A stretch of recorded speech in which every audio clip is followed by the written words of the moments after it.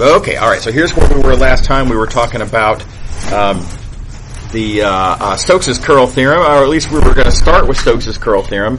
And big idea, of course, is it's a lot like all of the other boundary theorems that we've talked about. Again, fundamental theorem of line integrals, take the boundary of a curve, evaluate on that side, do the appropriate operator, gradient in this context, and evaluate on this side. You get the same thing. We've seen the analogous theorem over here. You play the same little game and you get Gauss's divergence theorem. So we are highly suspicious that if we were to take a surface and look at its boundary curve and a line integral of a vector field on that boundary curve, that, again, the curl operator seems to have fit in well in this context. So maybe if you take the curl and do a flux of the curl through your original surface, maybe you would get the same thing. And it's going to turn out that this is true. Again, can't be dramatic about it. You can see it's right there already in the diagram. So it is true, but I want to develop the ideas anyway. Okay, so we talked about boundary last time. Again, when you're talking about oriented things, you have to make a choice as to, which way do you want the orientation to go? And it's an arbitrary convention. The arbitrary convention here is, I like to describe by, you take a normal vector representing your oriented surface, right? And you do this swirl thing. And you see how would, per your thumb and your fingers of your right hand, always your right hand, by the way. It's not interchangeable. Notice you get a different answer if you go with the left hand, right? So right hand only. And that side swipes up against the boundary in a clearly defined direction. Okay. All right. So there are, again, other ways that you could do this. And here's an alternative you could do, I suppose. Whatever the normal vector is, go ahead and put one on the boundary. It's a little weird. If you're on the boundary, of course, you can't talk about swirls around it because there's nothing over here. There's no surface over there, right? Anyway, put a normal vector on the boundary. You should always go in the direction around the boundary. Let's see. Let's not be too sloppy about this. I don't want to say on your left, because which left? Who's left? Me standing here, or the other person who's standing over on the other side and left and looks right, and it doesn't make any sense. You could say always in such a direction that the cross product, purple cross green, is into the surface. That's one way to do it. I suppose that's fine. I find that more confusing. I find that much less geometrically convenient to see. Right. Another thing you could do is you could pretend that this normal vector is actually u. Right. So there's u, and you could say, okay, well, with the understanding that the normal vector tells you how you are oriented, then always go around in such a way that the surface is on your left. Right. And that has the appeal that it reminds us of the rule for Green's theorem. The correct direction around the boundary of a two-dimensional region in R2. Right, so that's nice. The problem with this one, again, it's very satisfying for this one picture that I drew, right? But let's consider a different scenario where what if this is instead oriented downward instead of upward? All right, let's get rid of that normal vector there.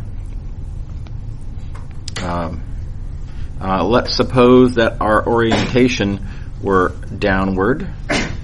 And okay, all right, so fine. Okay, so here's me. Right? I am upside down. Right? Which way would I walk along the boundary to have the surface on my left? And you're going to find yourself kind of, okay, all right, well, so I'm like, okay, so I'm going this way. Which way is my left? It's insane, right? It's extremely unrelatable if the orientation is down. So I don't know. I find that one unappealing as well. Whereas, on the other hand, by comparison, if this was if you're doing the swirl rule, it is no problem to just take your thumb and do like that. And then just look at your fingers, right? This is just much easier. It's much more geometrically flexible, geometrically adaptable. Okay, all right.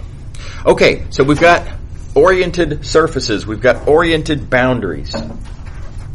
What's the accumulating quantity that we're going to be interested in?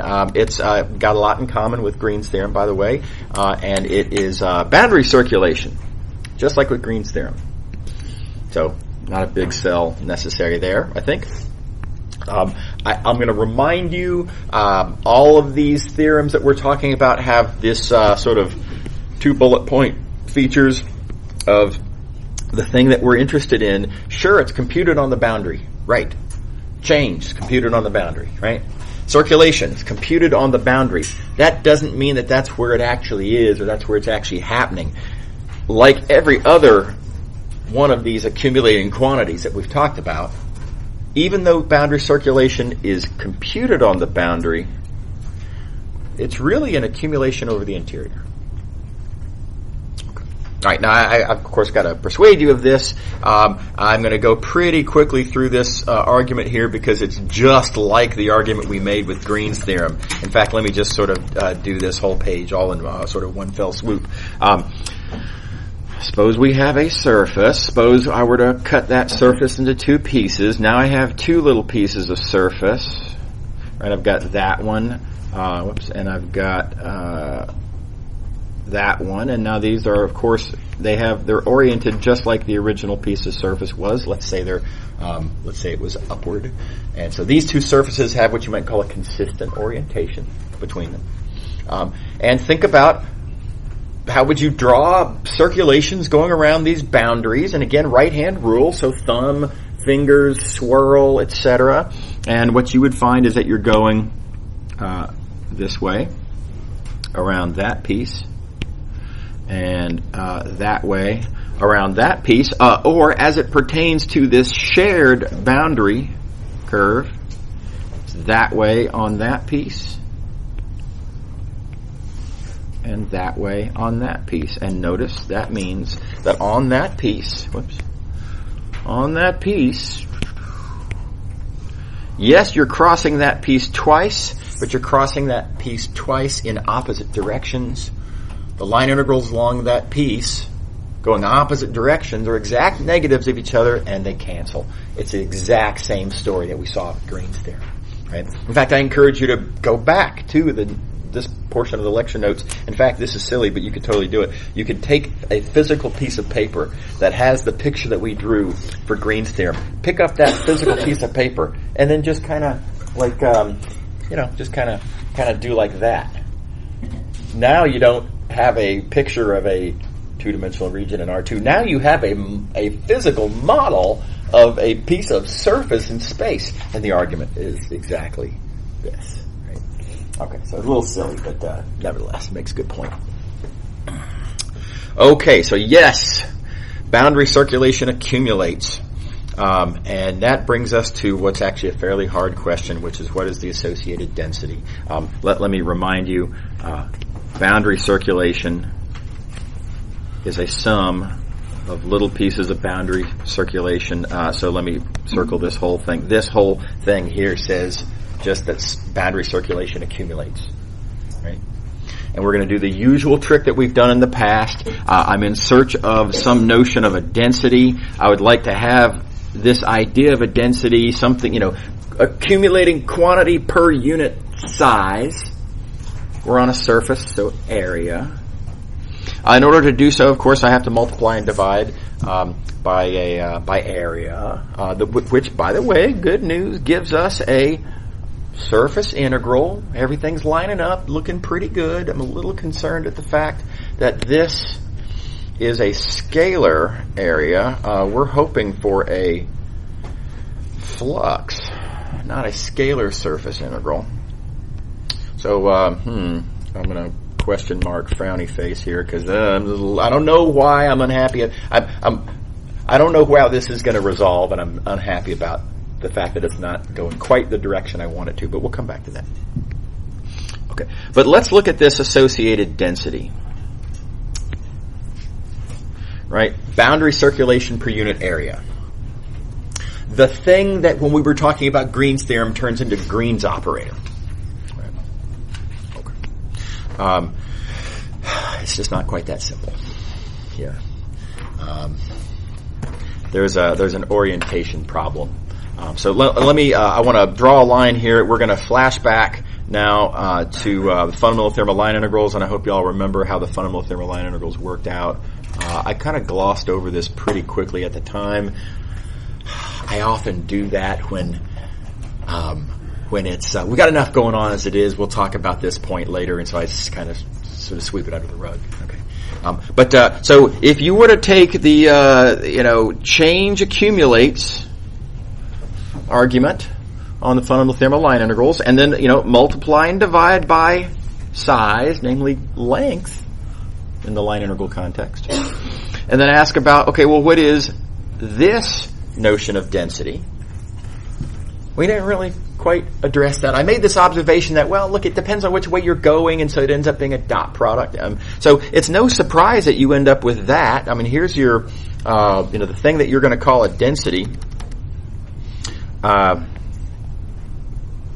It's gradient dot tangent vector. I mean, that's just chapter 13, right?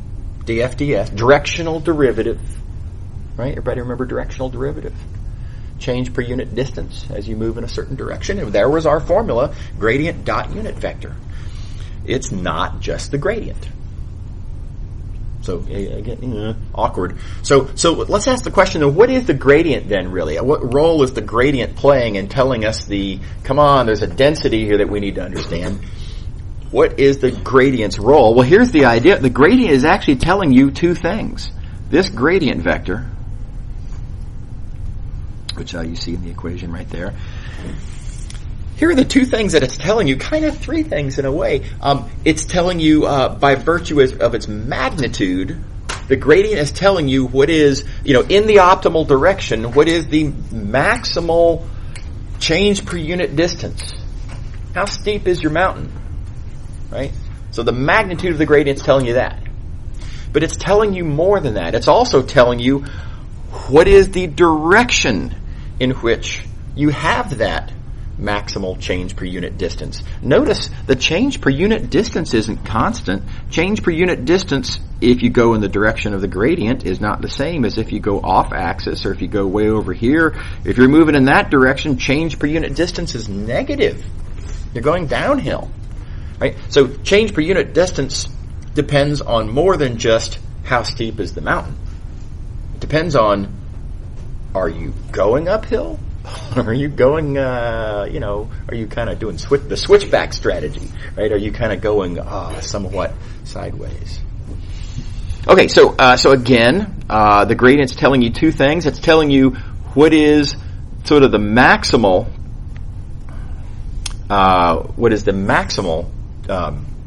change per unit distance. It's telling you, secondly, what direction is that maximal change per unit distance.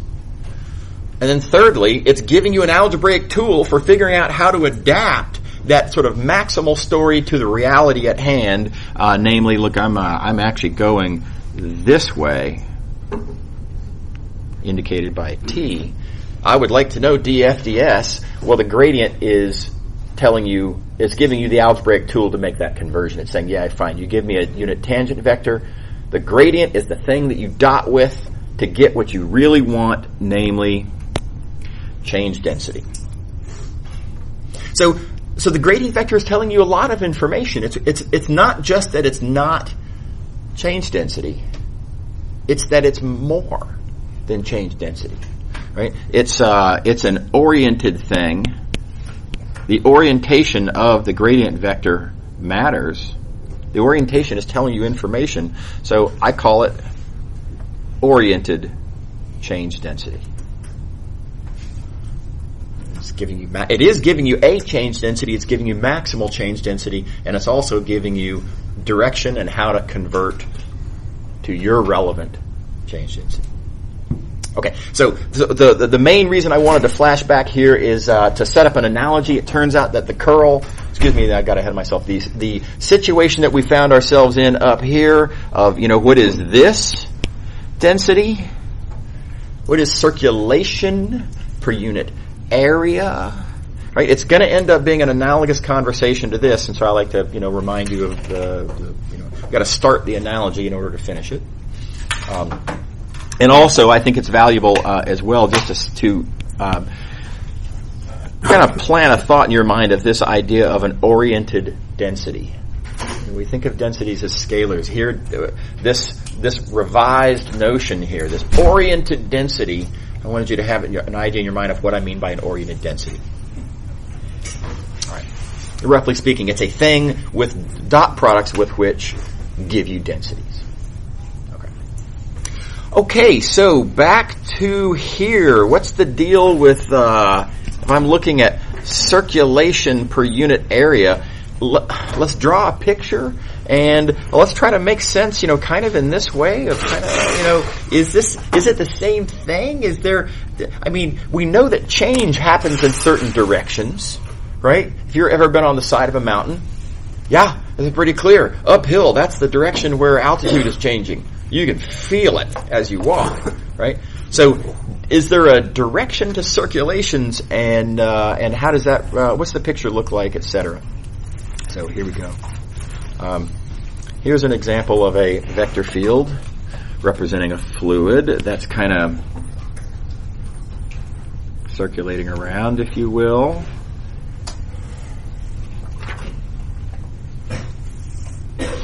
Right? So you got to imagine now a fluid that's kind of, somebody stirred the pot, sideways, as it were. Something like that, fluid going around. How do we measure circulations around this field? Now, I would like you to, please bear with me, use your imagination. Imagine this is happening over here as well. I just don't want my picture to get all muddled. You know what I mean? So I'm going to draw the vector field over here, but I want you to think about it as just as much being over here, kind of in a consistent way. So there's our fluid going around, and we could reasonably ask, how much circulation per unit area is there around the boundary of that area? Well, here's the boundary. Going around that piece of area, and I appeal to your geometric intuition. If the fluid is doing this, right, and if as the fluid's doing that, you're kind of going around the same way, well, look, you're going the same direction that the fluid is going. You are going, let's say it this way, the fluid is going along with you as you go around. And so you're going to get a lot of circulation in that situation. Right? So, in some sense, how do we define the direction that something is circulating? As something circulates, it's going a lot of different directions, right? But I appeal again to your sense of the picture. There's a lot of circulation around that boundary. But now, let's look at this same picture now, same vector field.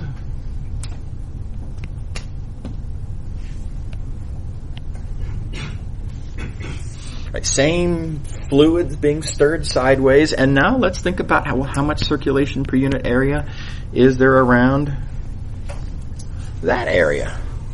And this one's a little hard to do the gesture. It's just, I don't know if I have the coordination, so forgive me. But if the fluid is going around that way, right, and if you're going around this way, right? So you're moving around like this. As you're over here, you're going on what you might call the near side. Here, as you're there, right? You're going this way. The fluid is going that way. And the fluid is not going along the direction you're going. And likewise, when you're over on the back side, over there, well, now you're going that way, and the fluid is going downward that way. And again, the fluid's not going the direction that you're going. The fluid is not circulating around this boundary. The fluid is kind of everywhere, moving sort of perpendicular to the boundary. That's just not circulation, right? That's not what it means for fluid to be circulating around this curve. It's not circulating around that curve. Okay. So there is this kind of a picture of, there's a circulation, and it depends on orientation in a way, but in a complicated manner. And so here's the big realization that I want you to take here. And notice that even though we think of circulation as something, the fluid is going around in sort of a bunch of directions that change as it goes around, notice, at least in this picture as I've drawn it, that there is an axis around which it is circulating. And that's just an awfully convenient way to describe the orientation of the fluid's, what direction has it been stirred? It's going around an axis. Right? And likewise, notice boundaries, which direction does the boundary go? Well, it's actually pretty convenient to think of it going around, in some sense, the surface's normal vector. So I want you all to try to sort of adapt your thinking on circulation, in a way, from is the fluid flow lining up with the sort of, moving around the boundary, and think instead of, is the direction that the fluid is flowing around lining up with the normal vector that the boundary is moving around. Right? So the lining up of those blue curves is simultaneous with the lining up of those red vectors. All right.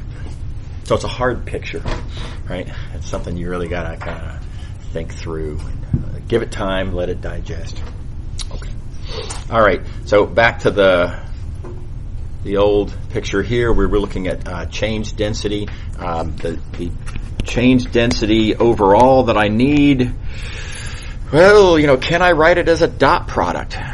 In this case, yes. As it turned out, that change density was a dot product, and it was a dot product of an orientation, namely what direction are you going, with a thing that we called oriented density.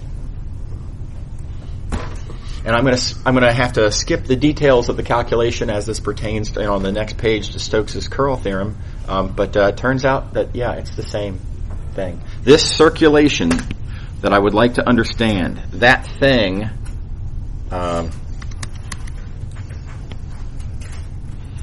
circulation per unit area, yes, it's computed as a dot product, as it turns out. And as the picture kind of somewhat suggests, it's a dot product of an orientation, whatever your orientation is, whether it's in some sense the right way or in some sense the wrong way. Orientation with a vector that we're going to call oriented circulation density.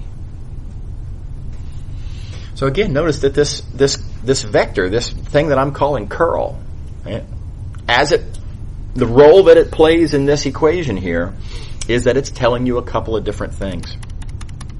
3 things, again, just like with the gradient.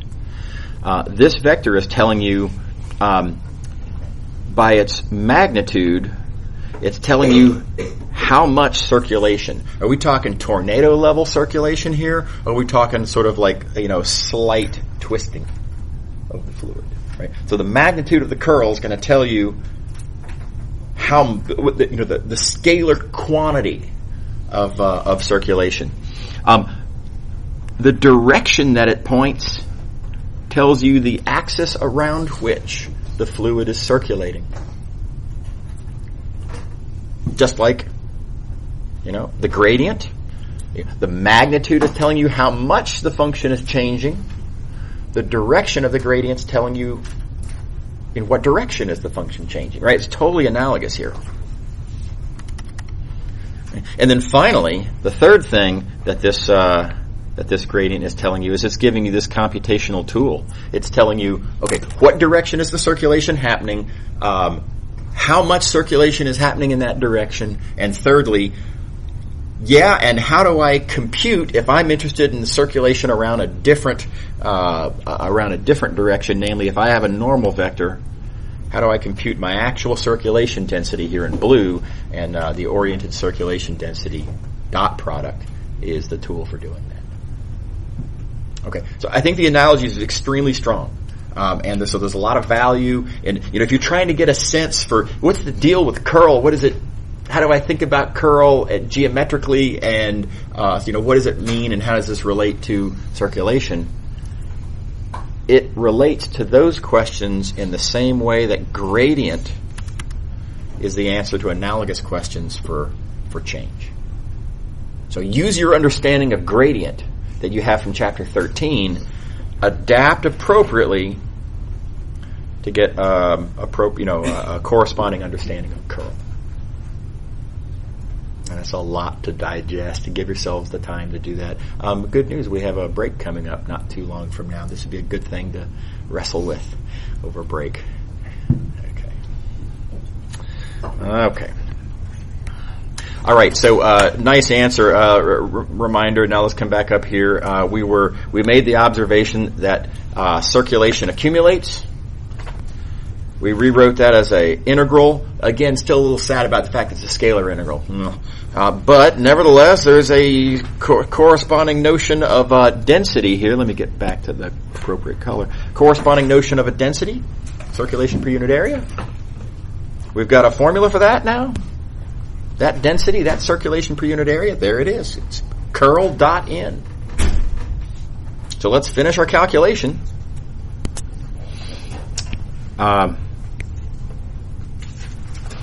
Circulation accumulates.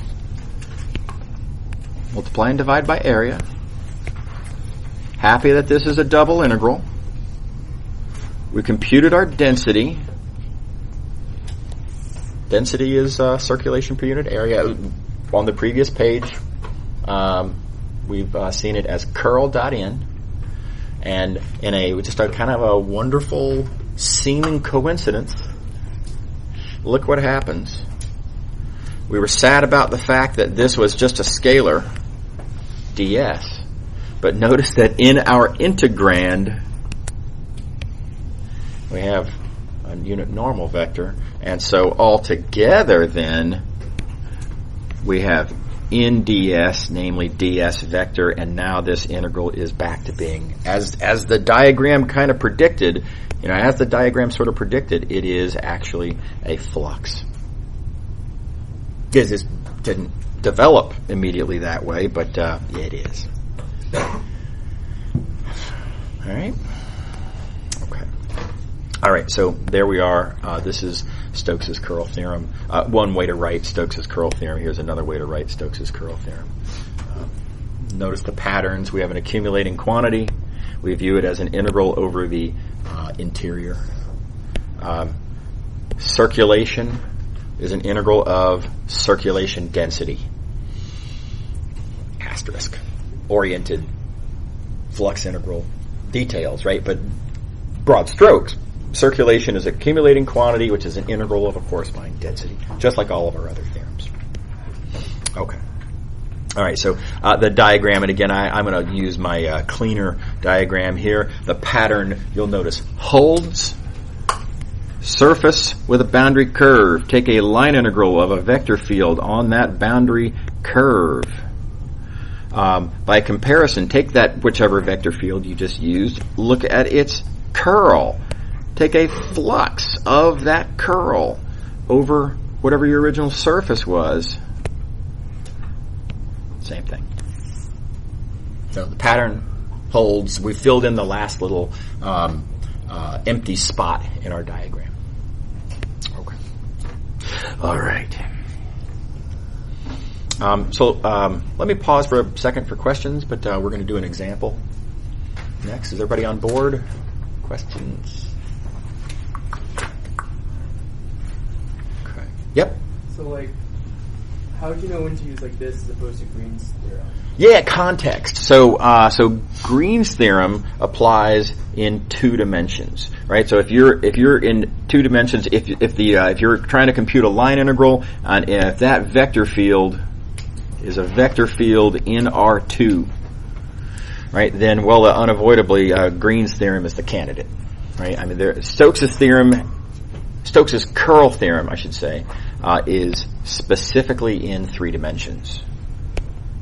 Yeah, and Green's theorem is specifically in 2 dimensions. Yeah. Yep. Is Green's theorem a specific special case of Stokes' theorem? Kind of. You can certainly use Stokes' theorem to make a very persuasive argument in support of Green's theorem. Yeah, right. But let me just also remind you that don't think of 2 dimensions as being necessarily, mandatorily, the XY plane in space, right? 2 dimensions can be we're just talking about 2 dimensions. The whole problem is 2-dimensional. There is no 3rd dimension, right? And so if there is no 3rd dimension, there is no curl theorem to even talk about, right? So in order to make the connection that you're describing, you have to say, okay, well, let's pretend that the XY plane, ordered pairs, x comma y, let's pretend that that's actually the XY plane in 3 space, and that x comma y is actually x comma y comma 0. Right? So if you make that choice, and then if you look at the how does Stokes' theorem apply in that context of 2 surfaces that are sitting inside of the XY plane, then yeah, you get Green's theorem. Totally. Right. But you don't have to do that, and you don't have to view 2 dimensions that way. And if you don't have to, then I think it's a good idea not to default to it. Right? It removes freedoms. Right? But by the way, because of that, along those lines, in a lot of books, this operator that I call Green's operator, they will call it curl. And look, that's fine, I guess. I mean, here's why I don't like it. The reason I don't like it is because Green's operator gives you a scalar quantity. It gives you a scalar output. It's a number. Right? Curl does not. Curl gives you a vector field. That's not a number. It's a pretty different kind of critter. And so it weirds me out to use the same word to describe what are kind of 2 different things. So I don't personally take that point of view. I am pretty happy though with using divergence. The word divergence. You can talk about that in 2 dimensions. You can talk about it in 3 dimensions. Notice it's scalar valued in both contexts. Okay. All right. So let's see that example. Suppose we want to compute a line integral. Notice that we are given a vector field. Notice that we are given a curve, oriented curve, no less. In fact, by the way, not only oriented, parameterized. So before I go on and show you how to use Stokes' theorem to solve this problem, I want to remind you exam questions, and even more importantly, questions that come up in life outside of Math 212, right, will not come pre-labeled as, here's the theorem that I want you to use to answer this question. Right? So when you see a question that says, compute a line integral, you got to recognize there's several different ways that you might compute this line integral. You might brute force it. You might take this parameterization that's given right there. You might take that parameterization and plug it in, do the pullback, and off you go. Compute. Right? It's you have to do a bunch of calculus, right? But that's sometimes you got to do that. Sometimes it's the only thing that can even conceivably work out. Then there's another possibility. This is a line integral. How about fundamental theorem of line integrals? Seems like a reasonable candidate. Right? So you could try using that theorem. It won't work, but you could try. Right? And then likewise, Stokes' theorem is kind of your third primary option, and so that's something you can try as well. But just keep in mind there are all those options. Okay, now let's use the Stokes' curl theorem. Do notice, as was not given, this curve is a boundary. I want to remind y'all why that's important. All right, we'll go back to the diagram here. Why is it important that we've been asked to compute a line integral? Oh, sorry, can't count. a line integral over a boundary. And it's because that's what Stokes' curl theorem addresses in the first place. And you can see it right here in the statement of the theorem. It's a line integral around a boundary. It only makes sense if it's a boundary, namely if there is an anti-boundary. And again, just like I've made this point in another context, right? But let me just make the analogous point again. The reason that there has to be an anti-boundary is because you need that anti-boundary. That's your domain for your corresponding flux integral. If there is no anti-boundary, if your curve is not actually a boundary of something, there is no Stokes' theorem. There's no surface through which to even talk about a flux. Right? And again, this happens a million times. It's so common that students will, ask to compute a line integral. They'll take the vector field. They'll compute the curl. I'm all in favor. This is all good so far. And then it might happen that, let's suppose that they get lucky and the curl is 0, and students see daylight. Right? And they run for the daylight. They think, that means I've got a double integral and my integrand is 0. Right? And they step on the landmine. There is no integral. Because there is no anti-boundary. There is no surface. No surface, no flux. Right? So anyway, heads up, I know I've made that point several times. I'm hoping that the more I emphasize it, the less I'll see students stepping on those landmines, and again, it's a heartbreak for me whenever I see that, so I want to reduce it as much as possible. Okay. But in this case, again, good deal. We have a curve. The curve is a boundary. It's not hard to even see that. This curve, x and y are doing, reminder, this is x, that's y. X and y are doing the circle thing. 0 to 2 pi. This is in the xy plane. It's just a circle in the xy plane. That's clearly a boundary. So it's a boundary of that. And now I've made some poor color choices, so let me change. So my boundary, right, this curve is a boundary. Specifically, it's a boundary of that surface. Yep. Now, here's another common mistake students make,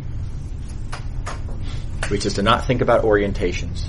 Again, when you're talking about oriented things, you always have to think, which way does it go? So likewise, for this surface, just in terms of points, this surface could be oriented either up or down. The boundary curve would still be the unit circle. So do I want the upward oriented or do I want the downward oriented? And it's a tragic mistake to always assume that it's the one that you sort of hope it is. Right? Can't fairly assume that. So what you have to do is consider the possibilities. Consider the two cases, right? One possibility is that my surface is oriented, let's just consider the wrong case first. It's possible, could have been, as far as we know, that the surface is oriented downward. And then play the game. If the surface were oriented downward, right, thumb in the direction of the normal vector, look at your fingers, think about swirls, and notice that would have the swirl going around like that, which would sideswipe why is my pen's not working?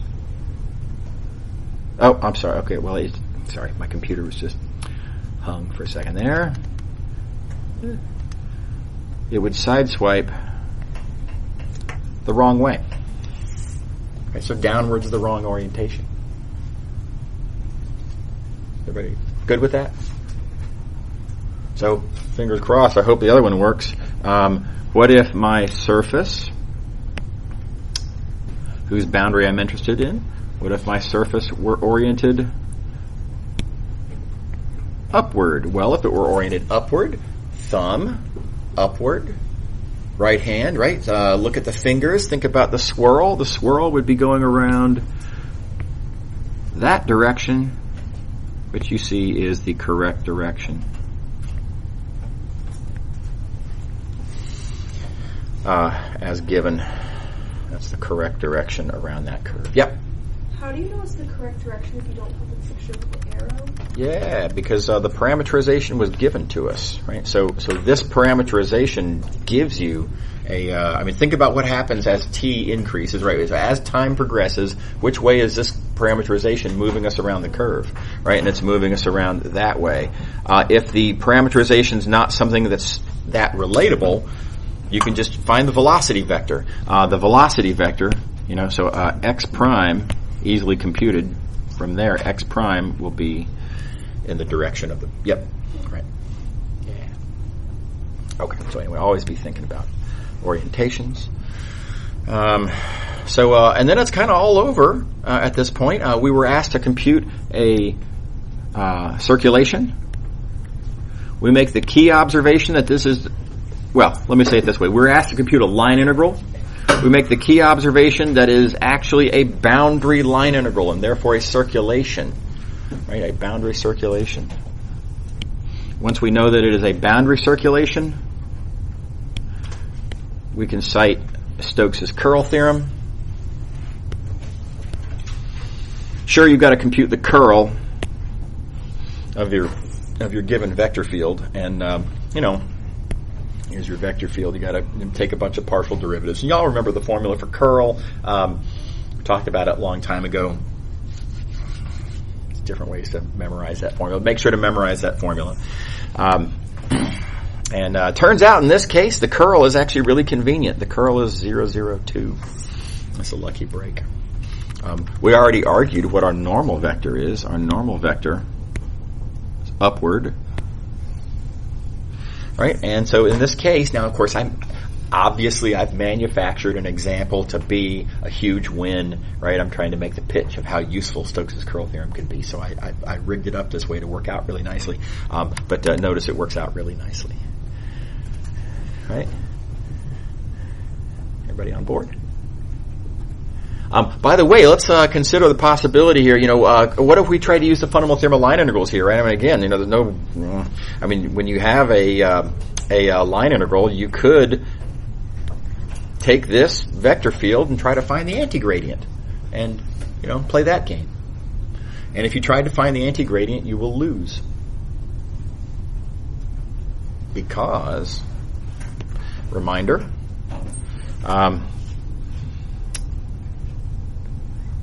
The curl being 0 is simultaneous with the vector field being a gradient of something. So if you would like to have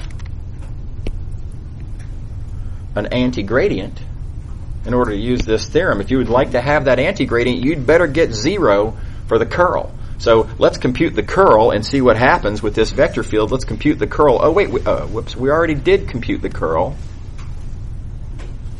Right? We just did it. There's the curl. Not 0. Therefore, no antigradient. Therefore, don't even think about trying to use the fundamental theorem of line integrals. There is no fundamental theorem of line integrals in this context. Okay. All right. Okay, so I'm going to do this move here. The next thing we're going to talk about is how Stokes' theorem fits in with the fundamental theorem of line integrals and gradient and all that. No surprise, I hope. Let me just remind you, we've already seen an argument about how Green's theorem fits in with the fundamental theorem of line integrals. A good way to motivate these rules about how Green's operator being 0 is simultaneous with the vector field having an antigradient. Right? So the connection, the thing that relates these two theorems to each other was a picture that we drew over here. We drew that picture. We wrote down Green's theorem as it applies to that picture. And then we just thought through, well, look, if Green's operator is 0, if that integrand is 0, then the double integral is 0, then the line integrals must equal to each other, which means that this vector field is path independent, aka a gradient.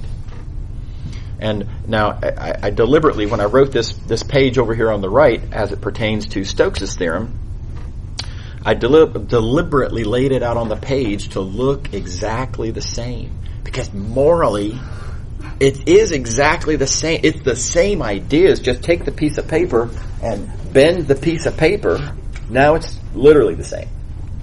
Okay? So let's consider a surface here in space with a boundary made up of two curves, like that, which of course if they make up the boundary of the surface, then they have shared boundary points. Right? It's the exact same picture that we drew, just bumpy and wiggly. Otherwise the exact same picture. Right? And so the argument, no surprise, goes through exactly the same way as well. Here's Stokes' curl theorem as it applies to this surface. Again, you take this surface here. Flux of curl is the line integral around the boundary. Of course, the line integral around the boundary is in the C1 direction, but in the negative of the C2 direction. So there's that line integral around the boundary. And then you make the exact same argument. Well, I want this erased. Sorry, there we go. Exact same argument. If the curl is 0, well, it means that this flux is 0, which means that this difference is 0, which means that these two line integrals must be equal to each other, which in all cases, no matter how you draw the picture, any two curves that start and end at the same point, the line integrals are equal. That means path independent. And that means that it's a gradient. And so we have, again, a highly analogous argument to support this other lifetime theorem. Just like Green's operator being 0 tells you that a vector field is a gradient in R2. Curl being 0 tells you the vector field is a gradient in R3. Again, morally the same motivation. It's just 3 dimensions instead of 2 dimensions. Stokes' theorem instead of Green's theorem, but the same result. And so we get the same result down here. So in the same way that, again, Green's operator tells you when something is an anti-gradient, is a gradient, likewise, Stokes' theorem, the curl operator tells you in 3 dimensions when something is a gradient. So I just think it's wonderfully elegant how the argument is the same, even though the context is different, the theorem's different, the operator's different, the geometry is practically identical. Okay. So again, I laid these 2 pages out deliberately to underscore the analogy, and I hope you all will do some sort of compare and contrast. Notice, look at these 2 pages and digest. Wow, man, the analogy is crazy. All right. Okay. So moving along, we've got a couple more minutes left here. I want to show you an idea. This is not in the book, but this is part of Math 212. It is something you're responsible for. I just feel like it's a weird omission on the part of the book. It's arguably more important than path independence, at least in a way. I'll talk about that more in a little while. I'll talk about that more on Friday. But in a very important way, surface independence that I'm about to show you is more important than path independence. So let me just first introduce the concept. And again, I'm a big believer in analogies. So recall path independence says that when you have 2 curves with the same boundary points, that the line integrals are the same. Remember, this is a feature of the vector field. Right? Curves with the same boundary points gives you the same line integral. Well, here's the analogous idea called surface independent. We say that a vector field is surface independent if whenever you have 2 surfaces with the same boundary curve, if the fluxes are always equal. All right, it's kind of a one-dimension up notion. Let me go back to the diagram up here. So you can talk about a vector field that has a certain property, namely that when you have 2 different curves with the same boundary points, then these 2 line integrals are equal. That's path independence. What is surface independence? Well, I mean, again, and I do this partly for dramatic effect, but partly because it just works, right? A vector field that has the feature that when you're looking at two surfaces with the same boundary curve, I need the fluxes to equal. So a vector field that has that property we call surface independent. It is extremely analogous. Okay. So, where am I going? Oh, and I'm out of time. Okay, shoot. Okay, well, so I'll draw the line right here. I just want to, what I'll leave you with is note the strong analogy between these two different concepts, and think about what you might expect to work out given the strength of that analogy, and we'll see what actually does on Friday. Y'all have a good Wednesday. See y'all later.